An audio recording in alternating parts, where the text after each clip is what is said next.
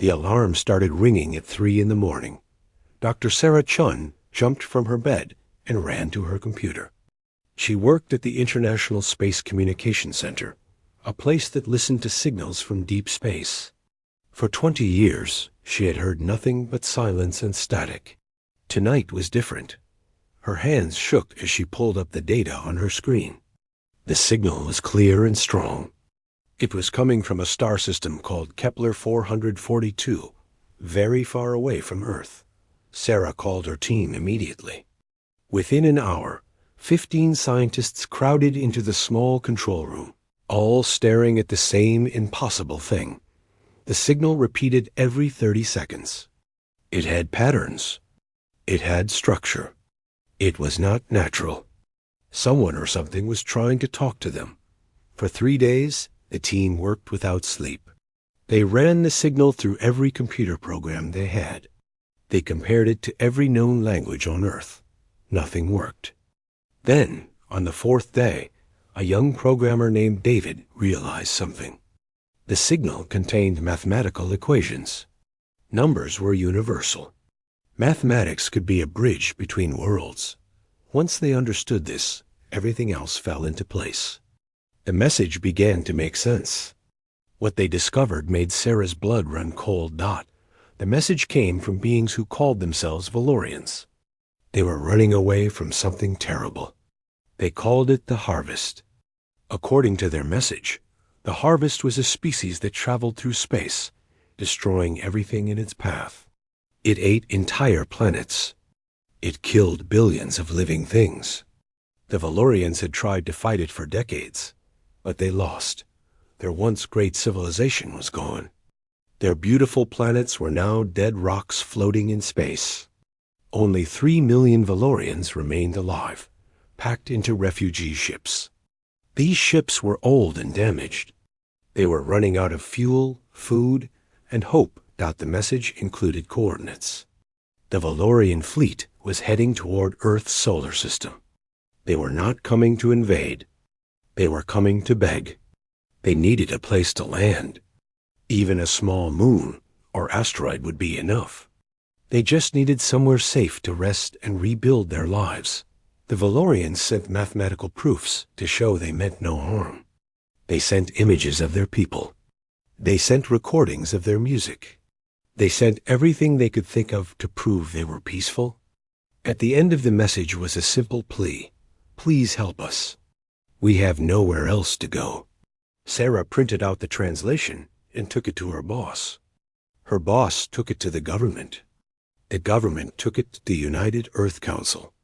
Within a week, the whole world knew. Aliens were real. They were coming here.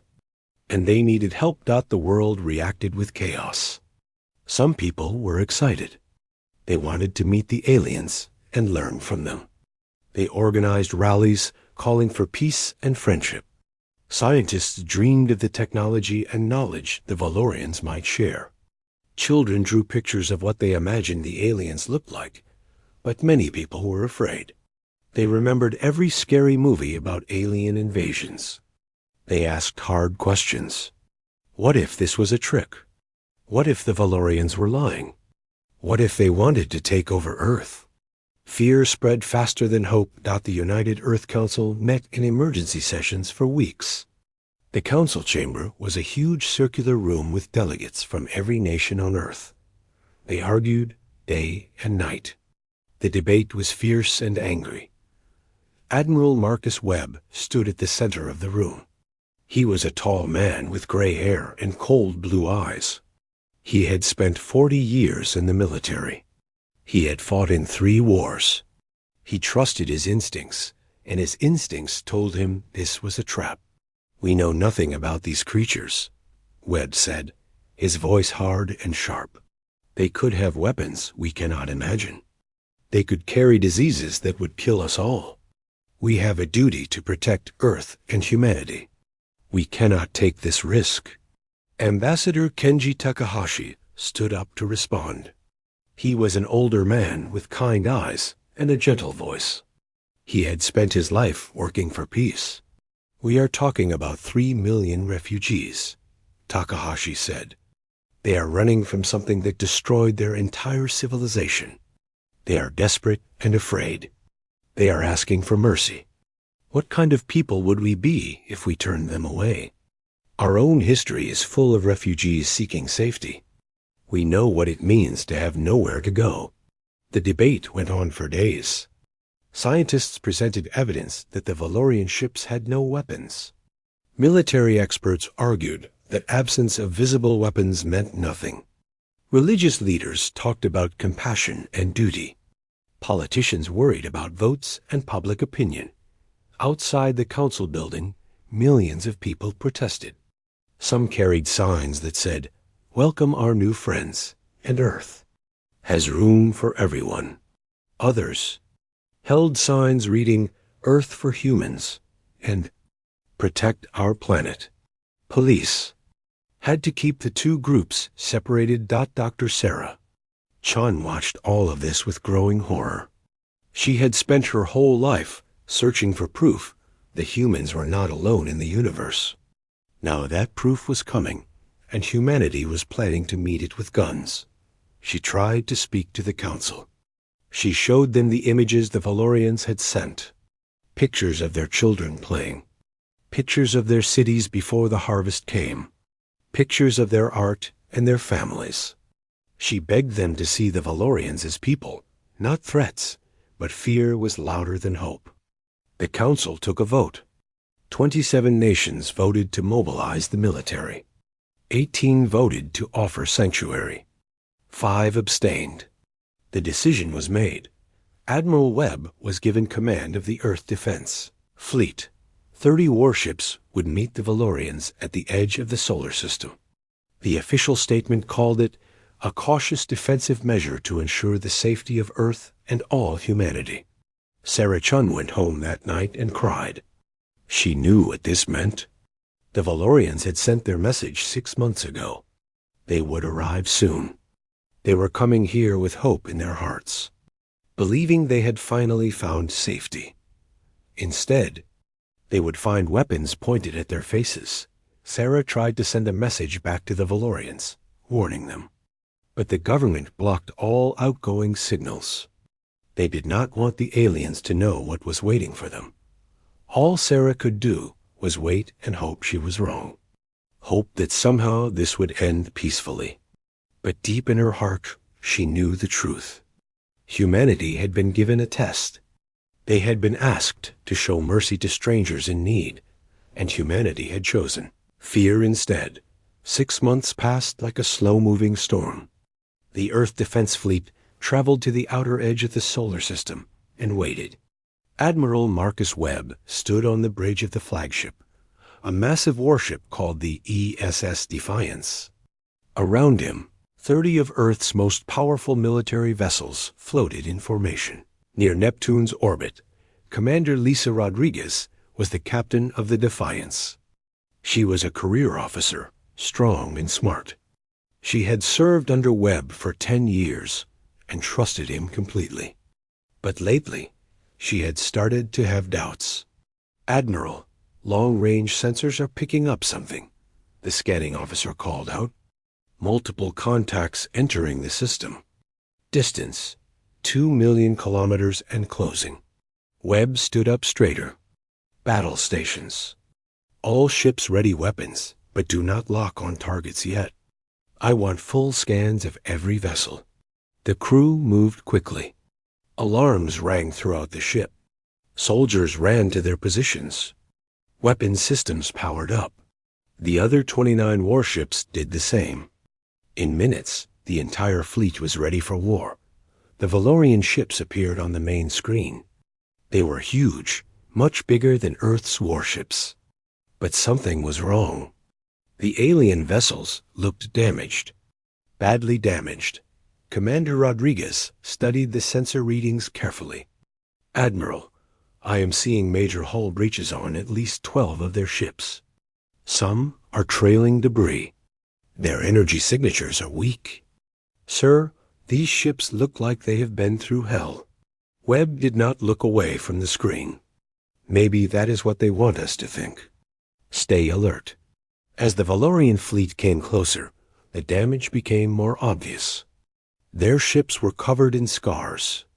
Some had entire sections blown away. Others had patches and repairs that looked desperate and rushed.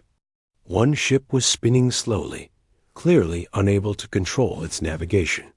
"Sir, I am completing the weapons scan," the tactical officer reported.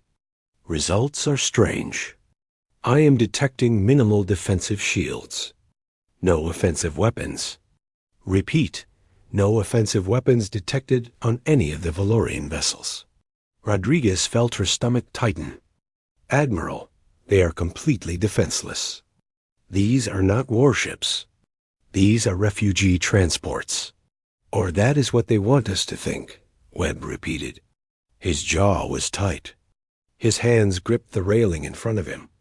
A communication signal came through. The screen flickered and changed. An alien appeared. The crew of the Defiance saw Valorian for the first time. He was tall and thin, with smooth gray skin. His eyes were large and golden. He wore simple robes that looked old and worn. Despite his alien appearance, his face showed emotions that humans could understand. He looked tired. He looked sad. He looked desperate. "I am Ambassador Thelkin," the alien said. His voice was translated by a computer, but something in his tone came through clearly. "On behalf of 3 million Valorian refugees, I thank you for receiving us. We have traveled so far. We are so tired. We mean you no harm. We ask only for a chance to rest." Thelkin spoke for 10 minutes. He explained their situation. He showed images of the Valorian homeworld before the harvest came. It had been beautiful, with blue oceans and green forests. The cities were works of art, all curves and light. Then he showed images of what the harvest left behind. Dead worlds. Empty cities. Bones. "We do not ask for much," Thelkin continued. "We do not need your best planets or your resources. A barren moon would be enough. A large asteroid. Anywhere we can land our ships and build new homes. We have technology we can share. We have knowledge. We have hands willing to work. We have children who just want to play and grow up in peace." The screen changed again. It showed Valorian children. They looked fragile and innocent. Some were crying. Others clung to their parents. They were living in the corridors of the ships because there was not enough room in the proper quarters. Rodriguez felt tears in her eyes. Around the bridge, other crew members looked uncomfortable. They had signed up to defend Earth from monsters. These beings did not look like monsters. They looked like victims. Admiral Webb's face remained hard as stone. When Thelkin finished speaking, Webb pressed the communication button. "I am Admiral Marcus Webb of the United Earth Defense Fleet. You have entered our solar system without permission. This is a violation of our space. You have 24 hours to turn your ships around and leave. If you do not comply, we will use force. This is your only warning." Thelkin's face fell. His golden eyes went wide with shock and pain. "Admiral, please. You do not understand. We cannot go back. There is nothing to go back to. The harvest destroyed everything. Our ships are damaged. We barely have enough fuel to maintain life support. If we leave, we will die in space." "That is not my problem," Webb said coldly. 24 hours. Leave or be destroyed." "Admiral, I am begging you." Thelkin's voice cracked. "Just give us time to repair our ships. Give us supplies. We will leave peacefully. We just need a few weeks. Please, we have children who are sick, elderly who are dying. Show us mercy. 24 hours. Webb cut the transmission. The bridge was silent. Rodriguez stared at her commander. "Sir, with respect, what are we doing? They are clearly not a threat. They are refugees. We have the power to help them. Webb turned to her, his eyes blazing. "Commander, you will remember your place. We have orders from the United Earth Council. Our job is to protect humanity, not to be a charity for every alien that comes begging. They could be lying. This could be a trick. I will not risk 7 billion human lives on hope and pretty words. But, sir, that is an order, Commander. We will enforce the deadline. Prepare the fleet for combat operations if needed. Dismissed." Rodriguez saluted and walked away. Her mind was spinning. She had always believed in following orders. She had always trusted that her leaders were making the right choices. But this felt wrong. This felt evil. In the Valorian fleet, Ambassador Falcon sat alone in his quarters. He put his head in his hands. He had failed his people. He had truly believed that humanity would help. The Valorians had spent months studying Earth's broadcasts. They had watched human movies and TV shows. They had seen humans show kindness to strangers. They had seen humans fight for the weak. But that was fiction. This was reality. And reality was cruel. Falcon called a meeting of the other Valorian leaders. They talked for hours. Some wanted to fight, even though they had no weapons. Some wanted to try to land anyway. Some wanted to just shut down the ships and die with dignity. Finally, they made a decision. They would try one more time. 3 ships would approach Jupiter's moon, Ganymede. They would land peacefully and try to talk face-to-face with humans. Surely if humans saw them up close, saw their desperation, they would understand. It was their last hope. Admiral Webb watched the 3 Valorian ships break formation. They were heading toward Jupiter, toward Ganymede. "Sir, 3 alien vessels are moving," the tactical officer reported. "Course set for Ganymede. They are not responding to hails." Webb smiled, but there was no humor in it. "Lock weapons on those 3 ships. Prepare to fire." Rodriguez grabbed his arm. "Admiral, no. They are unarmed. They are just trying to land." Webb pulled his arm free. "They ignored our deadline. They ignored our warnings. They are approaching our territory. This is an act of aggression. It is an act of desperation. It is a threat to Earth." Webb turned to the weapons station. "Fire warning shots. Show them we mean business." The young officer at weapons control hesitated. His name was Lieutenant James Park. He was 25 years old. He had joined the military to explore space, not to shoot refugees. "Lieutenant, I gave you an order," Webb said quietly. "Fire the warning shots." Park's hands shook. He pressed the button. Railgun rounds shot through space, passing just ahead of the Valorian ships. The aliens immediately started to turn back. "Good," Webb nodded. "They are learning." But then another weapons officer, Lieutenant Shun, made a decision. She thought the aliens were still too close. She thought they were still a threat. She launched a full missile barrage. "Chun, what are you doing?" Rodriguez screamed. It was too late. 6 missiles streaked through space. They hit one of the Valorian ships directly.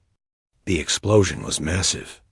The ship, which carried 12,000 refugees, broke apart. Emergency pods launched from the dying vessel.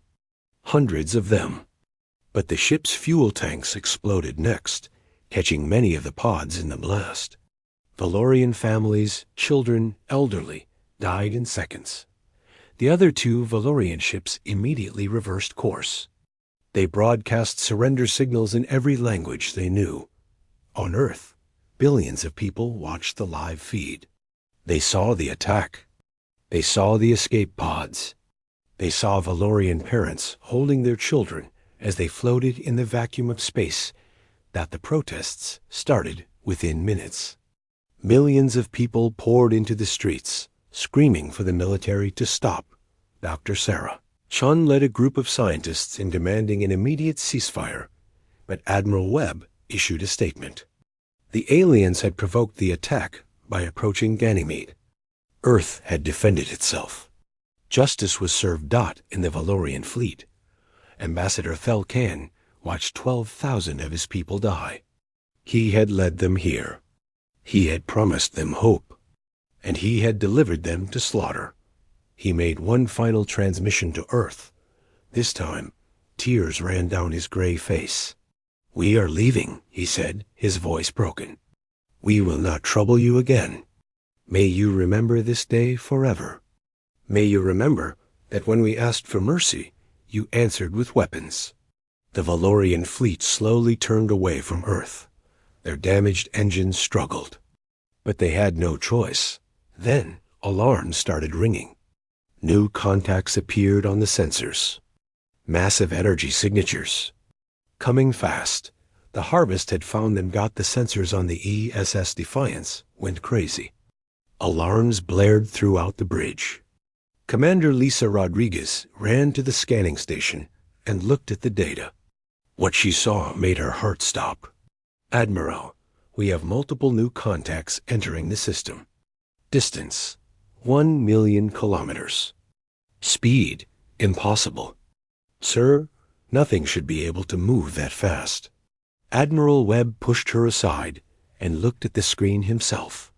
His face went pale. "How many ships?" "At least 50. No, wait.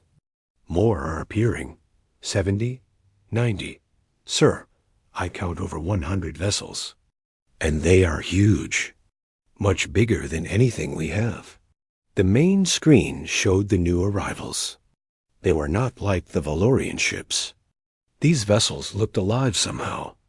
They were dark and twisted, covered in what looked like organic material mixed with metal. They pulsed with sick green light. Just looking at them made Rodriguez feel ill. "What are those things?" She whispered from the Valorian fleet. Ambassador Thelkan's voice came through, filled with pure terror.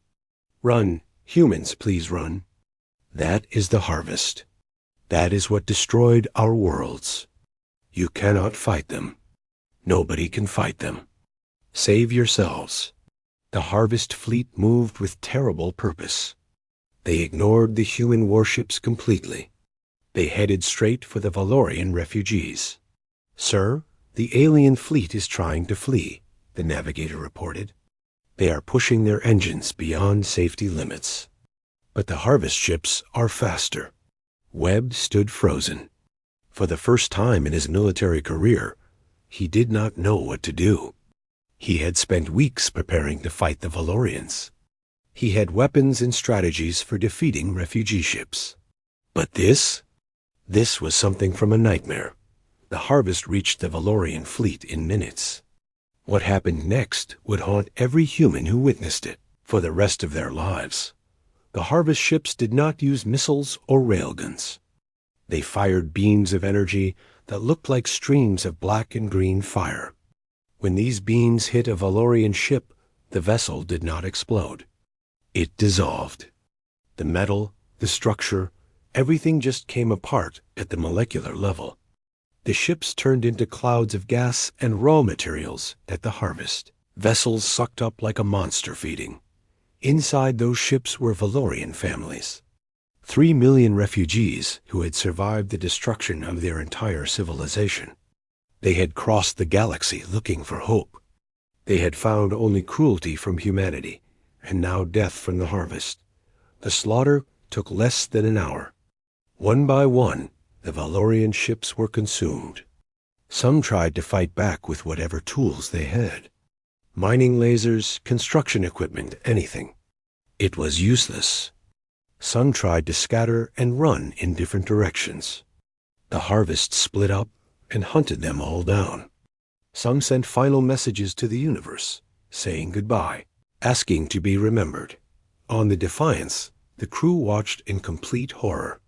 Strong soldiers cried. Officers who had fought in wars stood frozen in shock. Lieutenant Park, who had fired the warning shots at the Valorians just hours ago, vomited at his station. "Sir, should we engage?" Rodriguez asked weakly. She already knew the answer was no. But she had to ask. She had to know if there was anything they could do. Webb shook his head slowly. If we attack, we will die just like them. There are too many. They are too powerful. May God forgive us, but we have to wait. Wait for what? To see if they leave after they finish with the Valorians. It was the most cowardly thing Rodriguez had ever heard. But she knew Webb was right. The Earth Defense Fleet was strong enough to bully defenseless refugees. But against a real enemy? They were nothing. The last Valorian ship was destroyed at 1437 Universal Time. The harvest had wiped out 3 million beings in 58 minutes. Not a single Valorian escaped. Not a single escape pod survived. The human fleet waited in terrible silence. What would the harvest do now? Would they leave? Would they attack Earth next? The harvest fleet stopped moving. For 10 long minutes, nothing happened. Then, slowly, the alien vessels turned toward the inner solar system. Toward the planets. Toward Earth. All ships, emergency retreat, Webb ordered. His voice shook. Fall back to Mars orbit. Maximum speed. Move, move. The Earth Defense Fleet ran. 30 powerful warships, humanity's pride, fled like scared children. The harvest followed at a leisurely pace, as if they had all the time in the world. On Earth, panic spread like wildfire. The entire world had watched the harvest destroy the Valorians.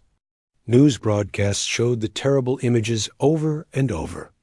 People knew what was coming next. Dr. Sarah Chun sat in her office at the communication center. She stared at her screens with empty eyes. She had begged the government to help the Valorians. She had warned them that turning away refugees was wrong. But nobody had listened. Now, 3 million innocents were dead.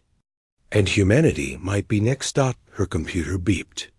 A data package was downloading automatically. Sarah frowned. Where was it coming from? Then she realized. The Valorians must have sent it just before they died. A final gift or a final message.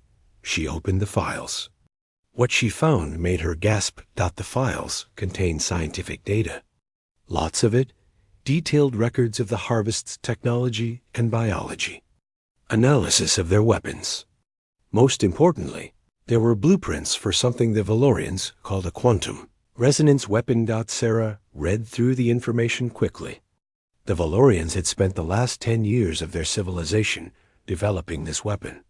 It was designed specifically to fight the harvest. The weapon created a quantum field that disrupted the biomechanical nature of the harvest ships. In theory, it could destroy them, but the blueprints were incomplete. The Valorians had run out of time. They needed more research. They needed resources. They needed a safe place to finish their work. They had been bringing this weapon to share with humanity. If Earth had given them sanctuary, the Valorians would have completed the weapon. Together, humans and Valorians could have stopped the harvest. Sarah started laughing. It was the laugh of someone who could not cry anymore. Humanity had doomed itself. They had turned away the only beings in the galaxy who knew how to fight the harvest. They had killed their only potential allies. She called the United Earth Council immediately. She sent them the data. Within an hour, the greatest scientists on Earth were studying the Valorian weapon. But they all came to the same conclusion. The blueprints were too incomplete. Human science was too far behind Valorian technology.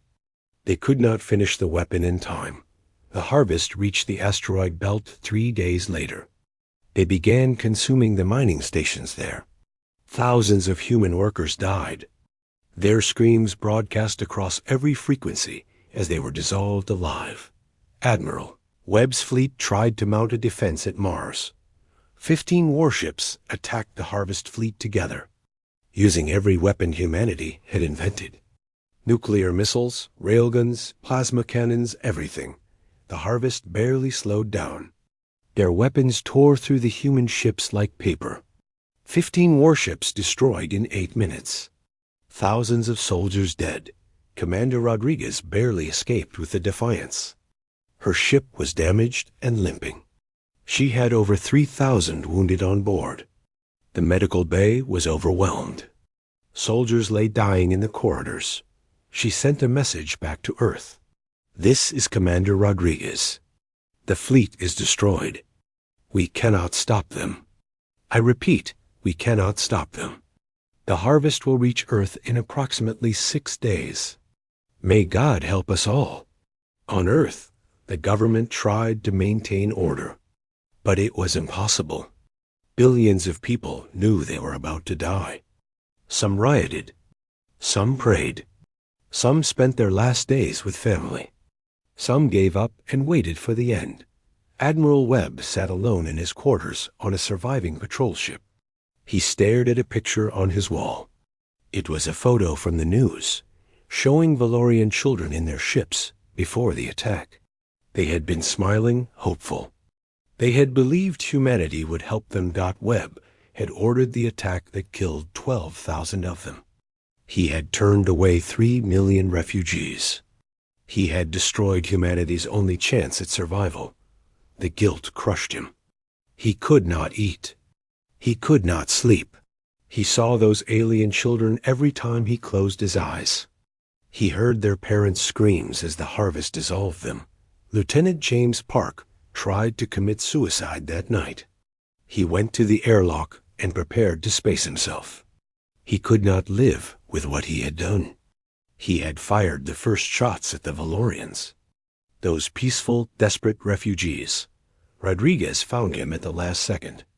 She pulled him back and held him while he sobbed. "We killed them," Park cried. "We killed the only people who could have saved us. What kind of monsters are we?" Rodriguez had no answer. She just held the young officer and cried with him. Dr. Sarah Chun worked day and night with scientists from around the world. They tried desperately to finish the Valorian weapon, but it was hopeless. They needed at least 6 months. They had 6 days. On the 5th day, something impossible happened. A signal came from the Kuiper Belt, the region beyond Neptune, where chunks of ice and rock floated in the dark. It was a Valorian signal. Sarah's hands shook as she opened the communication. A Valorian face appeared on the screen. It was a young female with bright golden eyes. "My name is Siltara," the alien said. "I am a Valorian engineer. I was on a research ship conducting repairs on a comet when the harvest attacked.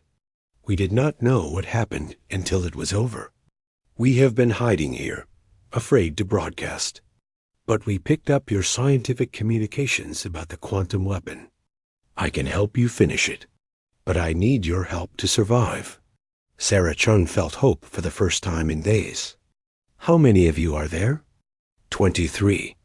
"We are the last Valorians in the universe, and we are humanity's last chance." Sarah smiled through her tears. "Then let us save each other." Commander Lisa Rodriguez sat in the pilot seat of a small rescue ship. Behind her were 10 soldiers, all volunteers. They were heading to the Kuiper Belt to pick up the last 23 Valorians in the universe. It was the most important mission in human history, and possibly the most dangerous. The harvest controlled most of the solar system now.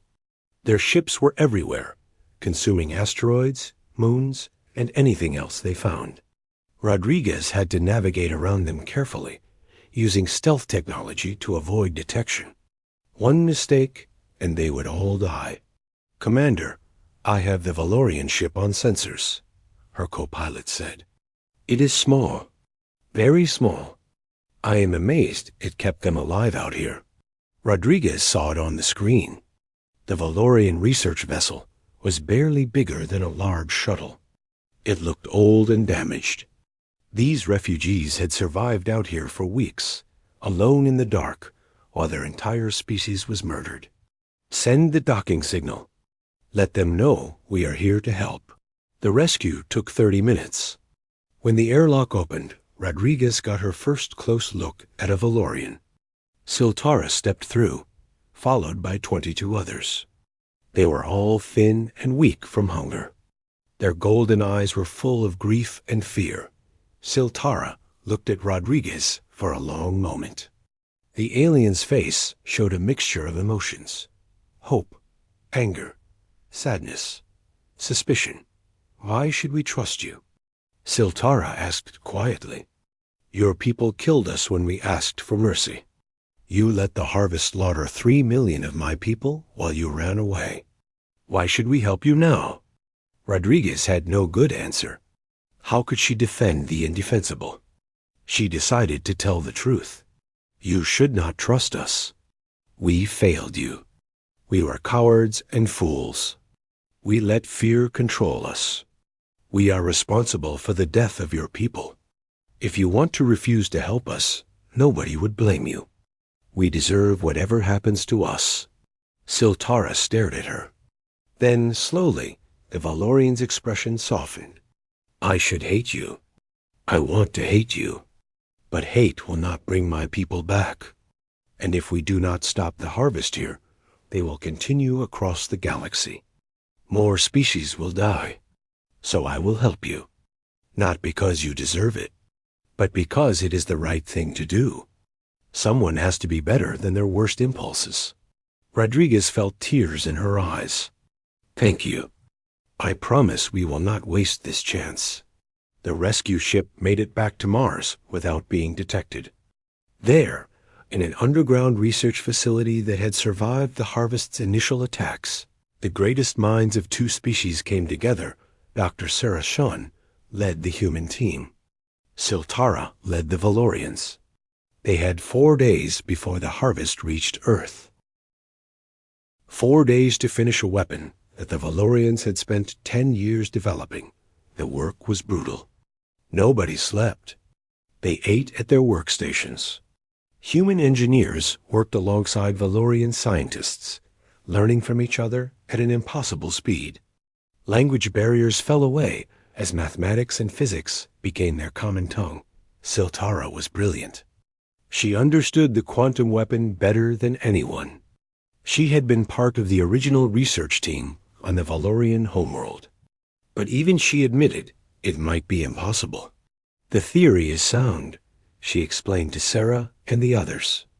"The weapon creates a quantum resonance field that disrupts the biomechanical bonds in harvest tissue. Their ships would literally tear themselves apart. But building it requires materials we do not have. And even if we build it, someone has to deliver it directly into the heart of their fleet." "What do you mean, deliver it?" Sarah asked. SYL single quotes Terra pulled up a holographic diagram. "The weapon must be activated at the exact center of the harvest fleet. The quantum field spreads outward from there. But the field takes 30 seconds to reach full power.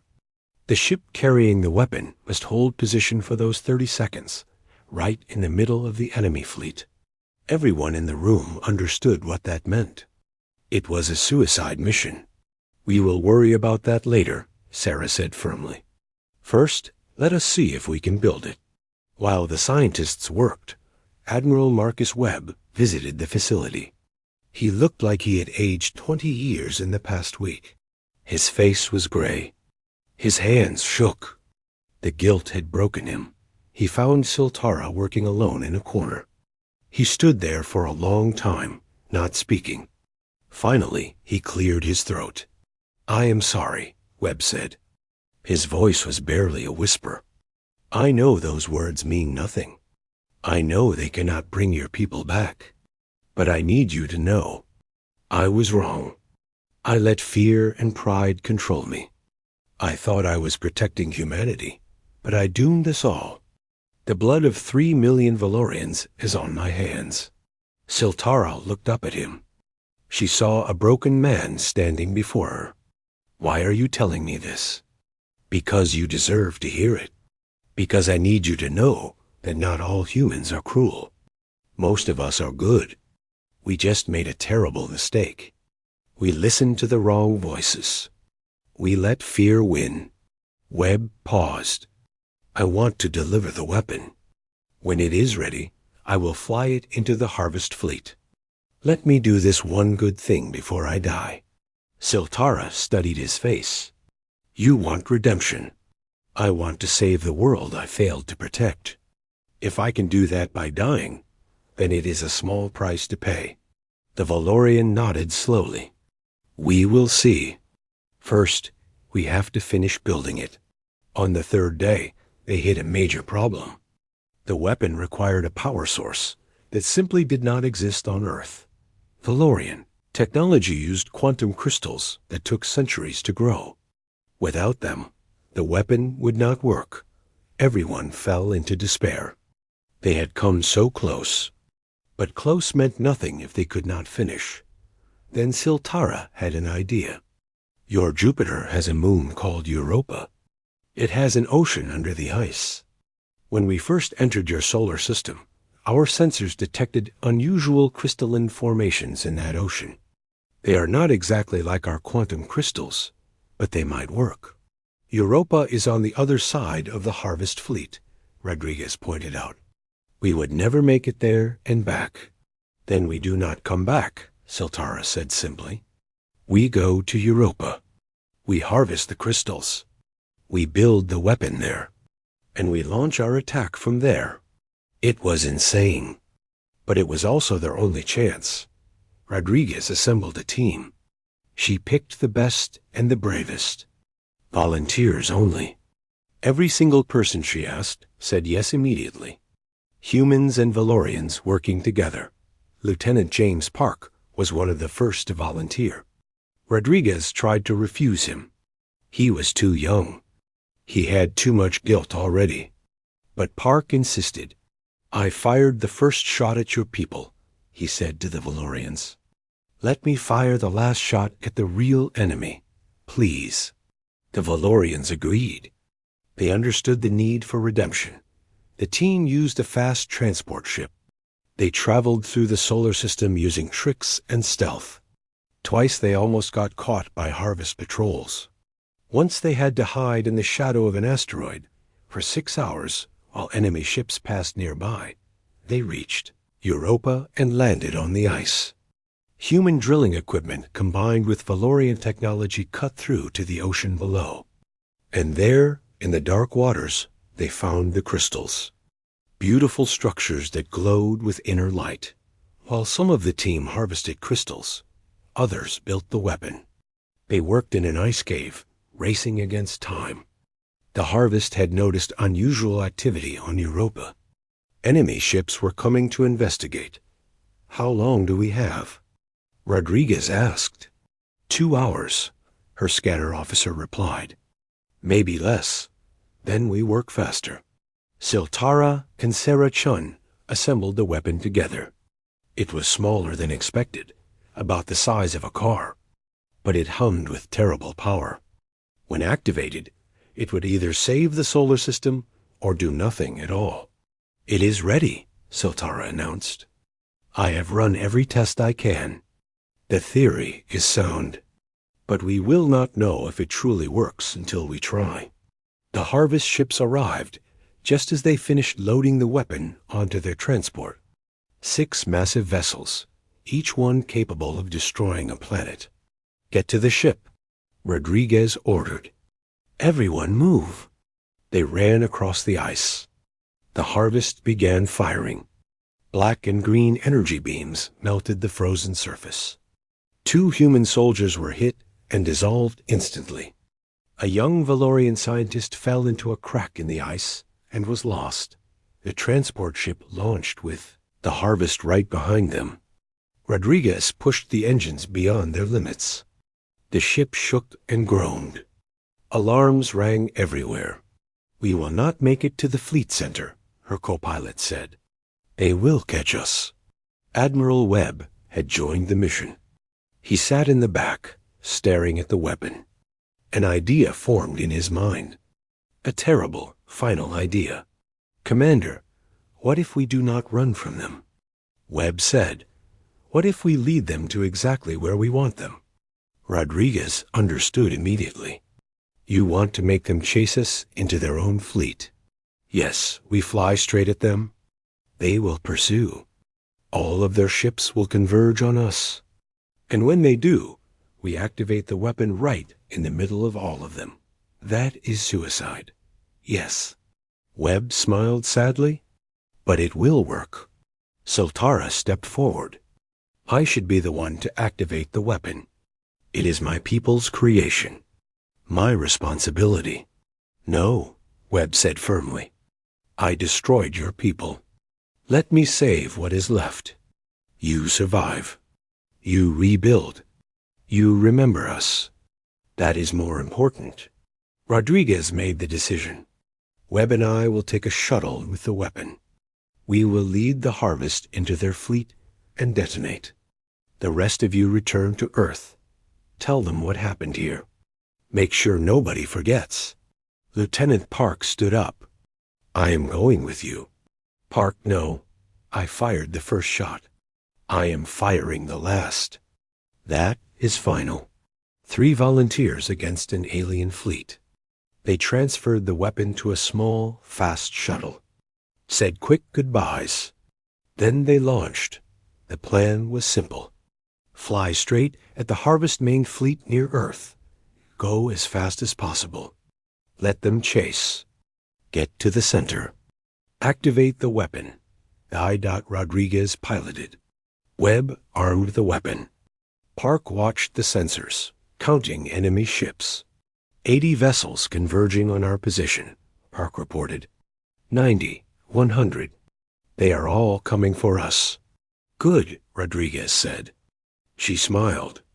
It was a good day to die. They reached the center of the Harvest fleet. Enemy ships surrounded them from every direction. Energy beams began to tear at their shuttle's shields. Webb activated the weapon. 30 seconds to full power. It is working. The quantum field is building. 20 seconds. The shuttle shook as the Harvest's weapons hit them again and again. 10 seconds. Park's console exploded. He fell, badly burned, but still alive. 5 seconds. Rodriguez whispered a prayer. 0. The quantum weapon detonated in a flash of pure white light. The quantum weapon created a field of pure energy that spread outward at the speed of light. It was invisible to human eyes, but visible to instruments. Sensors across the solar system recorded the moment when everything changed. The field reached the first Harvest ships in microseconds. The effect was immediate and catastrophic. The biomechanical bonds that held their vessels together simply stopped working. The ships began to vibrate, then shake, then tear themselves apart from the inside dot. It happened to all of them at once. Over 100 Harvest vessels across the solar system started to disintegrate. They did not explode like human ships. They unraveled. The organic parts separated from the mechanical parts. The structure dissolved. Within minutes, the entire Harvest fleet was reduced to clouds of lifeless debris. On Earth, people watched their screens in stunned silence. The alien fleet that had seemed unstoppable was gone, dead, destroyed by a weapon built by the very refugees humanity had killed. Dr. Sarah Chun watched from the Mars research facility. She saw the weapon work. She saw the Harvest die. And she saw the small shuttle at the center of it all, the one carrying Rodriguez, Webb, and Park, get torn apart by the quantum field along with the enemy ships. They did it, she whispered. They saved us all. Around her, the surviving DeLoreans wept. They wept for their people who had died asking for mercy. They wept for the 3 humans who had given their lives to make things right. They wept for everything that had been lost and could never be recovered. Siltara stood apart from the others. She looked at the data streaming in from the weapon's detonation. The field had worked perfectly. Her people's final creation had destroyed the Harvest. But the cost was too high. 3 million Valorians dead. Countless humans dead. 3 heroes sacrificed in a suicide mission. All of it could have been avoided if humanity had shown mercy. If they had helped instead of feared. If they had seen the Valorians as people instead of threats.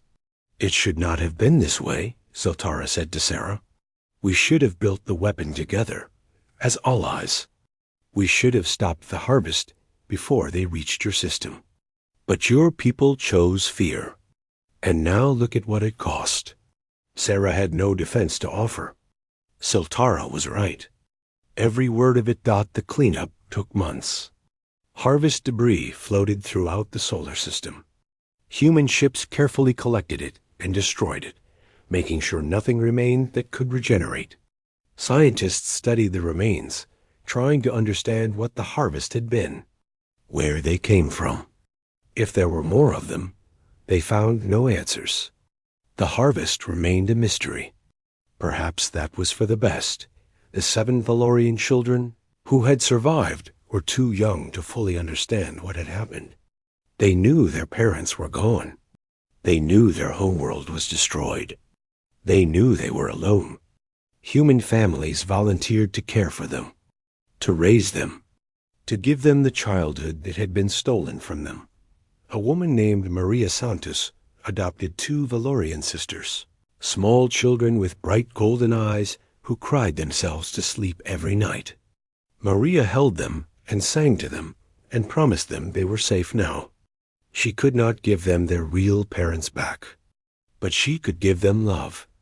A man named David Kim took in a young Valorian boy who did not speak for 6 months. The boy had watched his parents die in space. David was patient.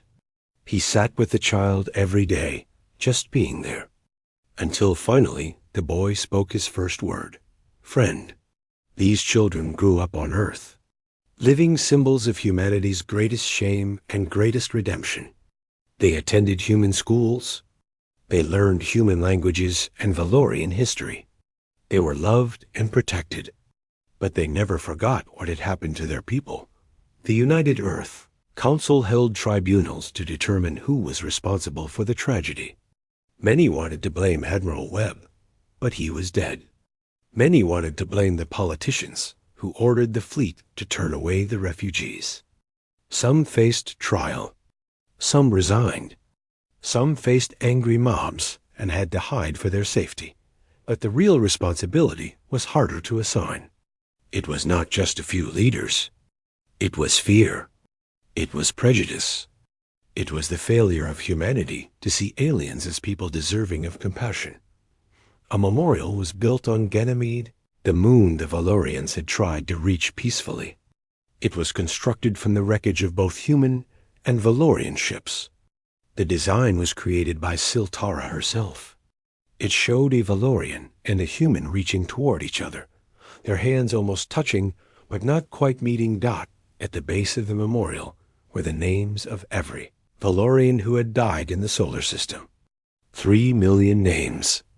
It took an entire wall, stretching a kilometer long. Visitors would walk along the wall, reading the names, trying to comprehend the scale of the loss. There was also a smaller wall with human names. The soldiers who died fighting the harvest. The workers who died in the mining stations. And 3 names set apart from the others, carved larger. Marcus Webb, Lisa Rodriguez, and James Park, the 3 who gave their lives to activate the quantum. WEAPO and Dr. Sarah Chun visited the memorial every year on the anniversary of the first contact with the Valorians. She would stand there for hours, reading names, remembering. She had dedicated her life to finding aliens. She had dreamed of first contact. And when it happened, humanity had failed so completely. She became a teacher after the war.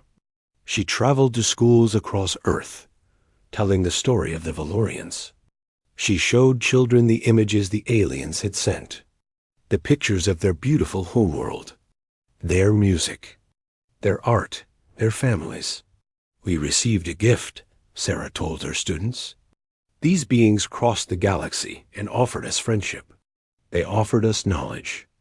They offered us a chance to be better than we were. And we threw it away because we were afraid. We killed them because we did not understand them. 3 million people died because we chose fear over compassion.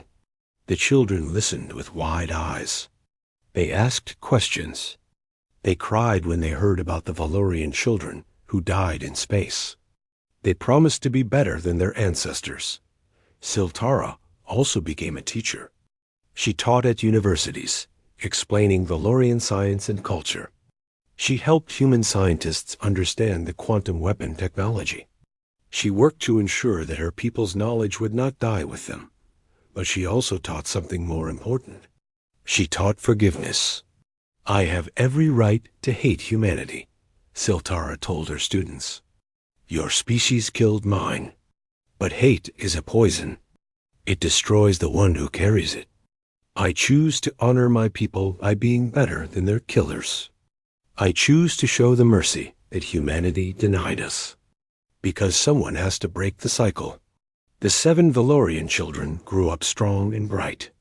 They became scientists, diplomats, artists, and teachers.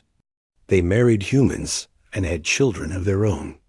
The first human Valorian hybrid children were born 20 years after the war.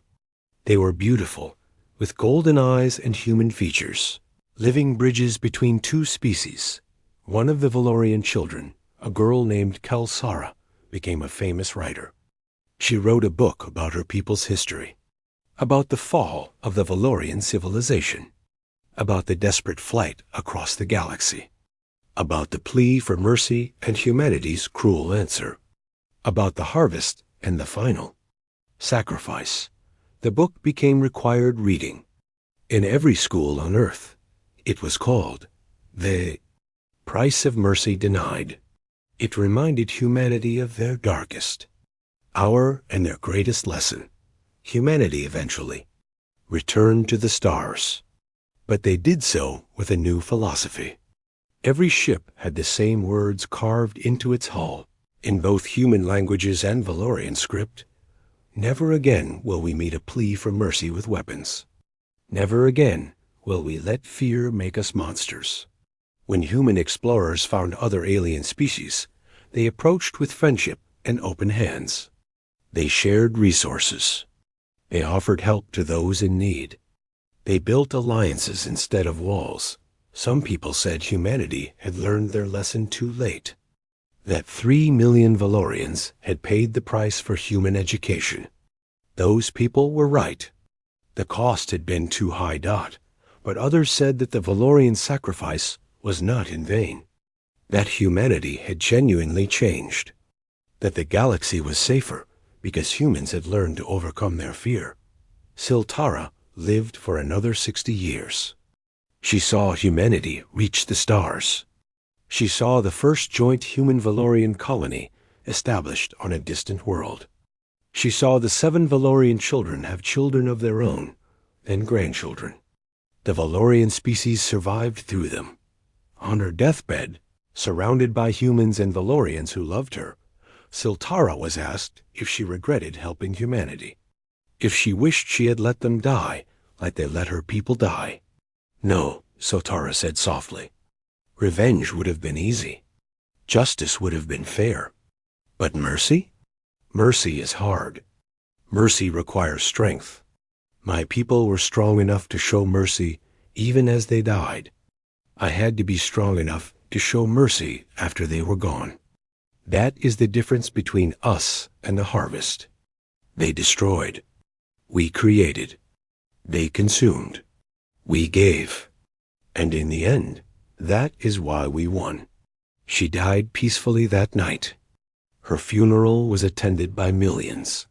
Human leaders and ordinary citizens alike came to pay respects to the last pure Valorian in the universe.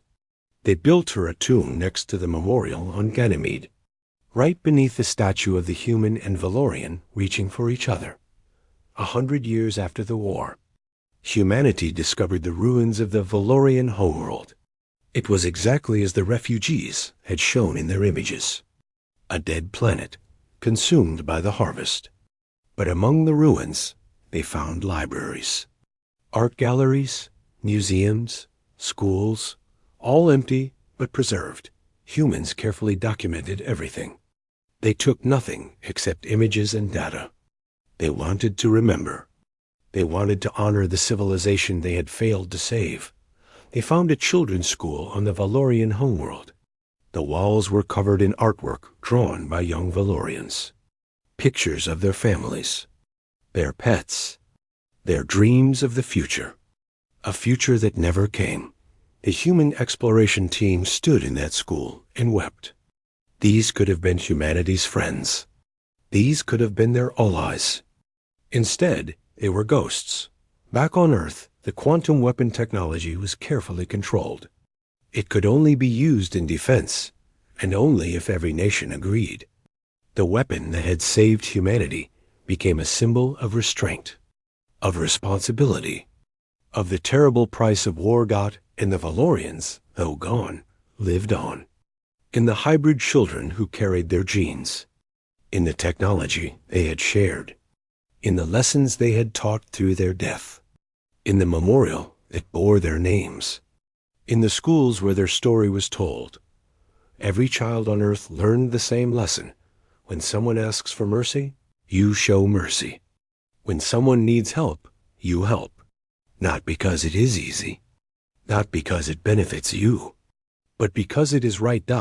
Because the alternative is too terrible to contemplate. The Valorians had cried for mercy. Humanity had answered with warships. And the price of that answer was written in 3 million names on a wall, standing eternal on a cold moon, a reminder to never let fear win again in the end. The Valorians saved humanity twice.